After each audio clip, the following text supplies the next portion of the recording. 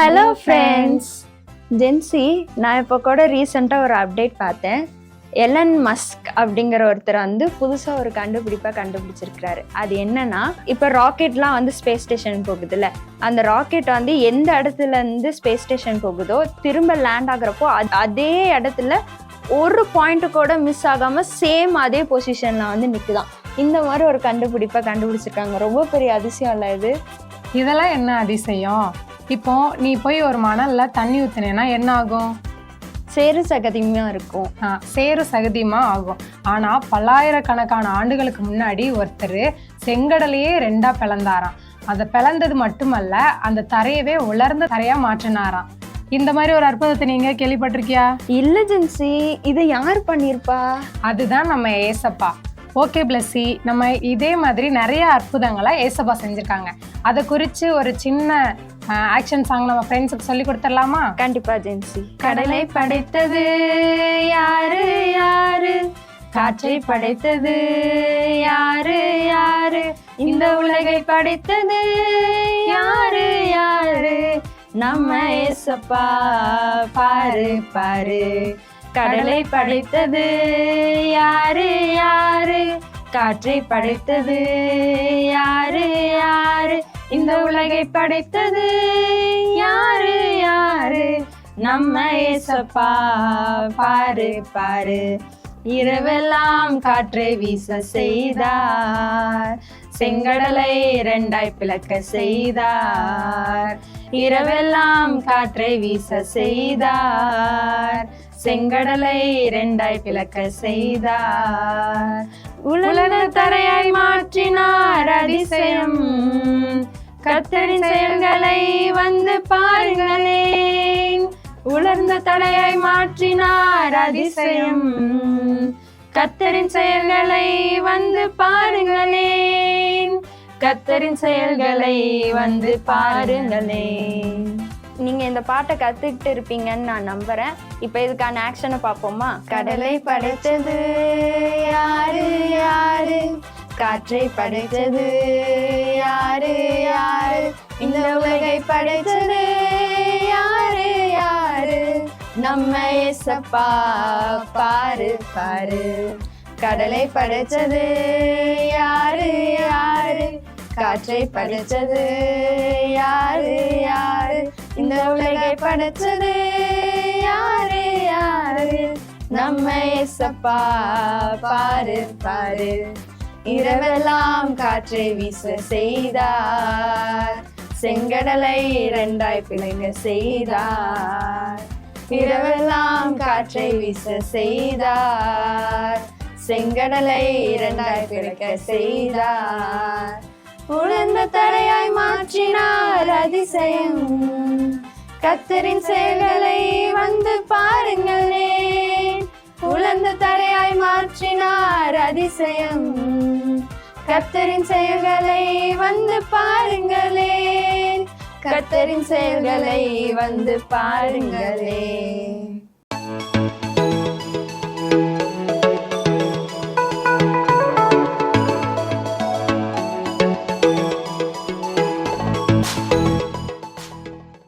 Dear children, அட்வைசஸ்லாம் உங்களுக்கு பிடிக்குமா? நிறைய நேரங்களில் இந்த ஸ்டேஜில் அட்வைசஸ்னால் நமக்கு ரொம்ப வெறுப்பாக இருக்கும்ல. ஆமாம், வந்துட்டாங்க, இதே காரியங்களை தான் சொல்லுவாங்க, அவங்க காலத்துலலான்னு ஆரம்பிப்பாங்க அப்படின்னு சொல்லி உங்களுக்கு தோணுதா? பைபிளில் கூட ஹீட் டு டிசிப்ளின்னு ஒரு வார்த்தை போட்டிருக்கு. அதாவது யாரெல்லாம் உனக்கு இன்ஸ்ட்ரக்ஷன் கொடுக்குறாங்களோ, உன்னைய வழி நடத்துகிறாங்களோ அதை கவனி அப்படின்னு சொல்லி. ஏன் அது அவ்வளோ முக்கியம் அப்படின்னா, நம்மை போல வழிகளில் ஏற்கனவே நடந்தவங்க தங்களோட வாழ்க்கையின் அனுபவத்தில் நல்ல காரியங்களை அவங்க அனுபவப்பட்டு வெற்றி சிறந்திருப்பாங்க. சில காரியங்களில் தவறுனது நிமித்தம் சில நன்மைகளை மிஸ் பண்ணியிருப்பாங்க. அப்போ அந்த அனுபவ ரீதியாக அவங்க நமக்கு சொல்கிறத கேட்டால் தான் என்ன, கேட்டால் நம்ம நிறைய பிரச்சனைகளில் மாட்டாமல் தப்பிக்கலாம்ல. இன்னொன்று, அவங்கள போல நம்மளும் நல்ல முயற்சிகளை ஏறெடுத்தோன்னா நம்மளும் அவங்கள போல வெற்றி சிறக்கலாம்ல. அப்போ why don't we listen to the disciplines of our elders? நம்மளோட எல்டர்ஸ் சொல்கிற அந்த வழிமுறைகளை, அவங்க நம்மளை சரிப்படுத்தும்படி சொல்லுகிற காரியங்களை நம்ம ஏன் லிசன் பண்ணக்கூடாது? கொஞ்சம் டைம் எடுத்து நம்ம அப்பா அம்மாவோ நம்ம வீட்டு பெரியவங்களோ சொல்கிறத ஒரு நிமிஷம்தான் காது கொடுத்து கேட்டு செய்து பார்ப்போமே. அதுக்கப்புறம் அதுல நன்மை நடக்குதா இல்லையான்னு உங்களுக்கே தெரிஞ்சிரும்ல. நிச்சயமா நடக்கும். நம்முடைய பெரியவர்கள், நம்ம வீட்ல உள்ள பெரியவங்க, அவங்களுடைய வீட்டு பெரியவர்களுடைய சத்தங்களெல்லாம் கேட்டு, அட்வைசஸ கேட்டு நடந்து தான் இன்னைக்கு அவங்க சாதிச்சிருக்காங்க. அப்ப நம்மளும் இந்த வளர்ந்து வருகிற வயதுல, வாலிப பிராயத்துல நம்ம வீட்டு பெரியவங்களுடைய சத்தத்த கொஞ்சம் கேட்டு தான் அட்வைசஸ கேட்டு நடந்து பார்ப்போம். பைபிள்ல ஒரு வசனம் அழகா சொல்லியிருக்கு. ஜீவ வழியில நம்ம புத்திமதிய காத்து நடந்தா இருப்போமா. அப்படின்னா என்ன அர்த்தம்? அந்த இன்ஸ்ட்ரக்ஷன, அட்வைசஸ கேட்டு நடக்கலன்னா அழிவின் பாதையில சிக்கிக்கொள்வோம்னு அர்த்தம். அப்போ பெரியவங்க சொல்லுகிற ஆலோசனைகள சந்தோஷத்தோட 1 நிமிஷம் டைம் ஸ்பெண்ட் பண்ணி கவனிச்சு, அத முயற்சி எடுக்கும் பொழுது நிச்சயமாகவே வெற்றி உங்களுக்கு கிட்டும். May God bless you.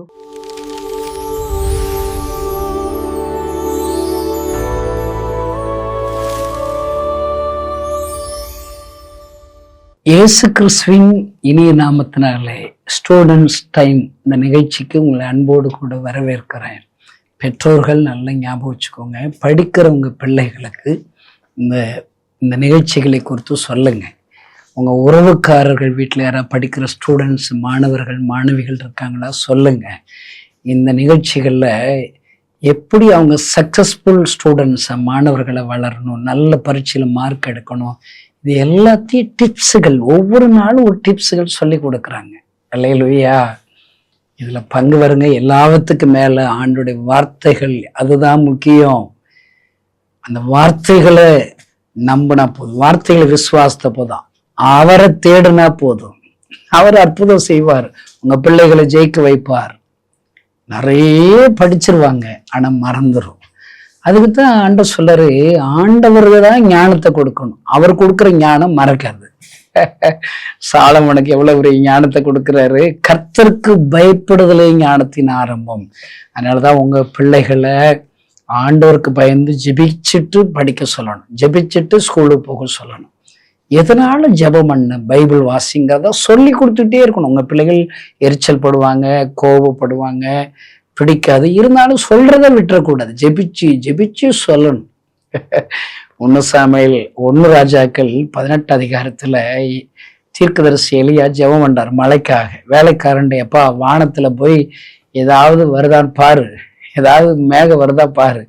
அவன் சொல்லி வர்றான், ஒன்றும் இல்லை, நத்திங் நத்திங், 7 நத்திங் வருது. ஆனா 8வது கையளவு உள்ளங்கை மேகம் வருகிறது. நான் சொல்றேன், பெற்றோர்களே உங்க பிள்ளைகளுக்கு படி, பைபிள் வாசி, ஜெபம் பண்ணு, ஜெபிச்சு ஜெபிச்சு சொல்லணும், கோவப்படக்கூடாது. அல்லேலூயா.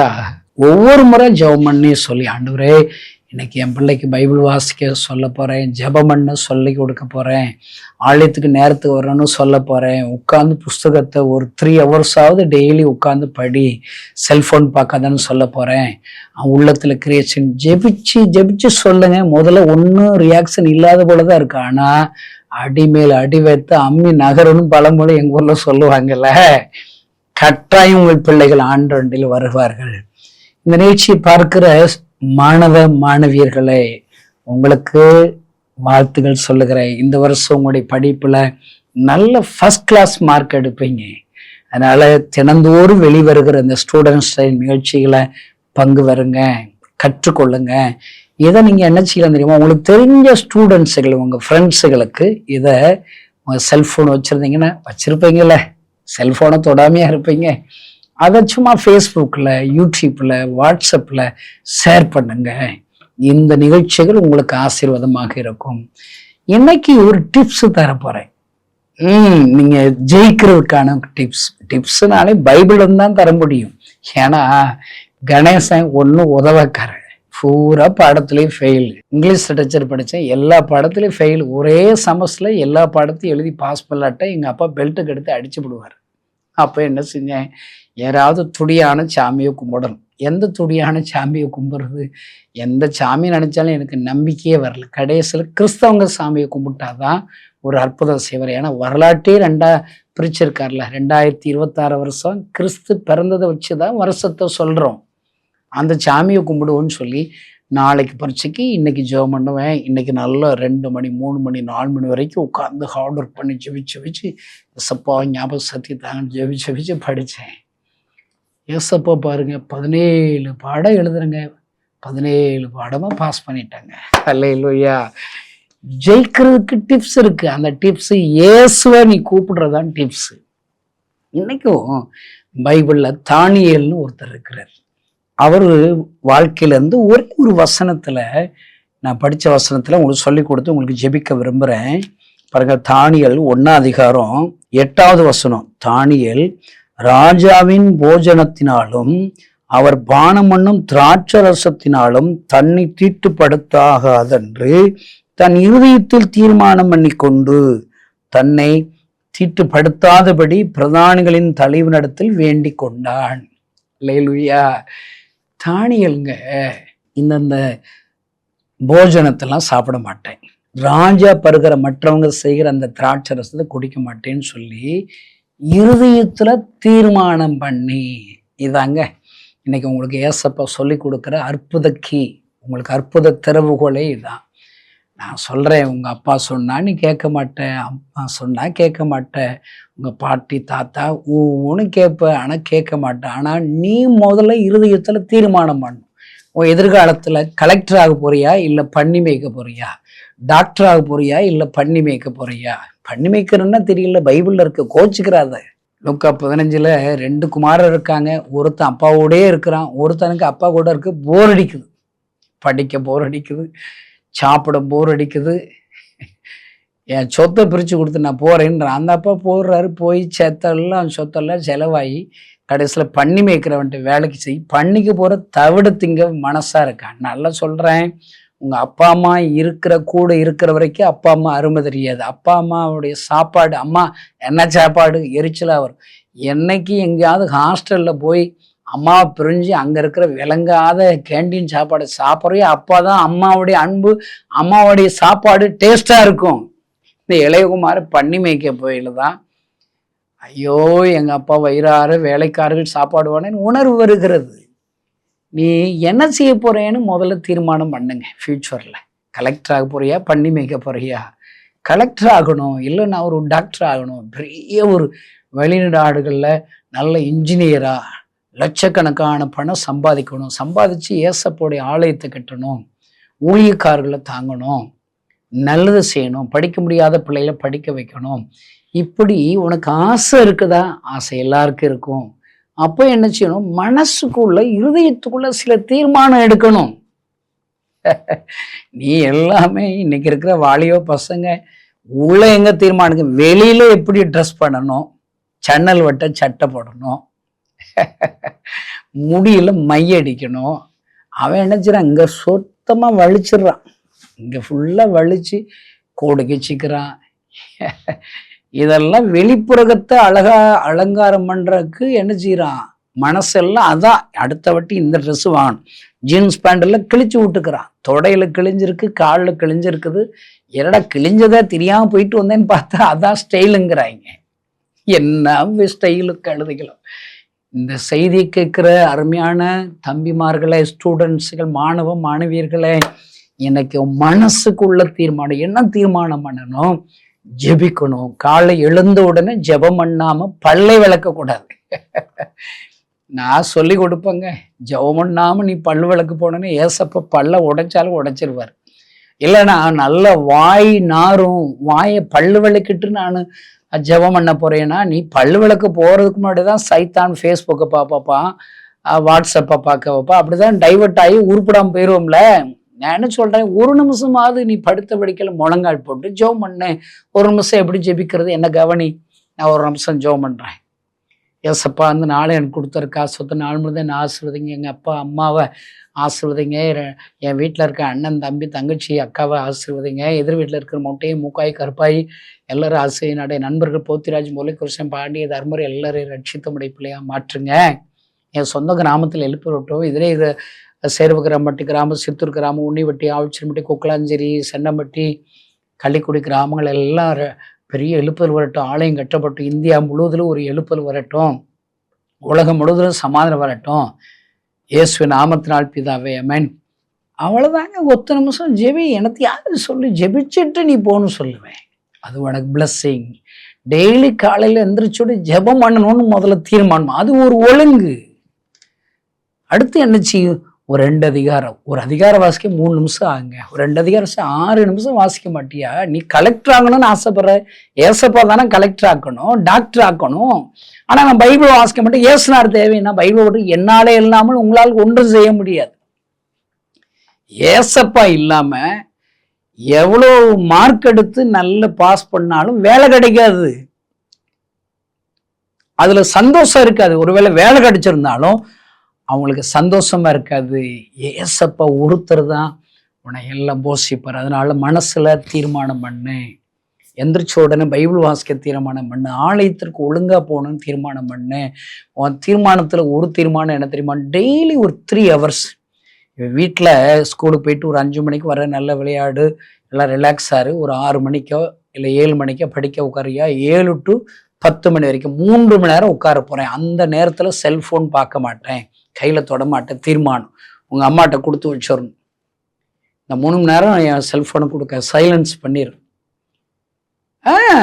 அல்லேலூயா. இல்லை, இந்த 3 மணி நேரம் நான் உட்கார்ந்தே இருக்க போறேன். எனக்கு படிக்க இன்ட்ரெஸ்ட்லயே சும்மா எடு. தமிழ் பாடத்தை எல்லாத்தையும் எடுத்து திருப்பி தூக்கி போடு. இங்கிலீஷை படம் பாரு. ஒவ்வொரு பக்கத்தையும் தொட, தூசி தட்டு, பார்த்து எழுது. 3 hours நான் ஜெபிக்கிற அந்த ஸ்டடி நேரத்துல உட்கார போறேன்னு சொல்லி மனசுல தீர்மானம் பண்ணி, நான் சொல்றேன், ஒவ்வொரு நாளும் அந்த தீர்மானத்துல நீ ஜெயிச்சுட்ட. நீ எடுத்த தீர்மானத்துல நீ ஜெயிச்சுட்ட. நீ டாப்பர் தாங்க. உங்க அப்பா அம்மாவுக்கு நீ உட்கார வச்சு சோறு போடுவ. உங்க வீட்டாள்கள் எல்லாம் உன்னை பார்த்து ஆச்சரியப்படுவாங்க. அதிகாலையில் ஒரு 1 hour படிக்க. இப்படி மனசுல தீர்மானம் பண்ணி அதுல நிலைச்சிருந்தா ஆண்டவர் ஜெயிக்க வைப்பார். தானியேல் அவன் என்ன தீர்மானம் பண்றான்? ராஜாவின் போஜனத்தினாலும் அவர் பானமண்ணும் திராட்சை ரசத்தினாலும் தன்னை தீட்டுப்படுத்தல் ஆகாது என்று தன் இருதயத்துல தீர்மானம் பண்ணி கொண்டு தன்னை தீட்டுப்படுத்தாதபடி பிரதான தலைவனிடத்தில் வேண்டிக் கொண்டான். அவன் என்ன தீர்மானம்? தினமும் 3 வேளை ஜெபம் பண்ணி தீர்மானம் பண்றான். இந்த தீர்மானம் அந்த தேசத்திலே தானியலை உயர்த்துகிறது. தானியலின் தேவனே தேவன் என்று இவனுடைய மனதில் இருக்கிற தீர்மானத்தின்படி ஒழுங்கிரமான வாழ்க்கை வாழ்ந்ததுனாலே தேசத்திலே 1000 லட்சங்கள் ஆண்டவரை அறிந்து கொள்கிறது. அன்பு தம்பி தங்கச்சி, இன்னைக்கு மனசுல இன்னைக்கு சொல்லி கொடுத்தபடி ஜெபம் பண்ணும்படி தீர்மானம் பண்ணு. வேத வாசிக்கும்படி தீர்மானம். இவ்வளவு நேரம் நான் உட்கார்ந்து படிக்க போறேன்னு தீர்மானம் பண்ணு. அப்பொழுது உன்னை ஆசீர்வதிப்பார். உன் மூலியமாக 1000 லட்சங்களையும் ஆசீர்வதிப்பார். கண்களை மூடி நாம் ஜெபிப்போம். பரலோகத்தில் இருக்கிற எங்கள் அன்பு தகப்பனே, தானியேல் தன் இருதயத்தில் தீர்மானம் பண்ணி அதை நடப்பித்த போது தானியேலை ஆசீர்வதித்து உயர்த்தினது போல இந்த செய்தியை கேட்கிற ஒவ்வொரு தம்பி தங்கச்சிமார்களும் இன்னும் ஆசீர்வதித்து உயர்த்துவீரான்னு சொல்லிப்பிக்கிறோம். பெரிய காரியங்களை செய்யுங்க. இயேசுவின் நாமத்தினால் பிதாவே, ஆமென்.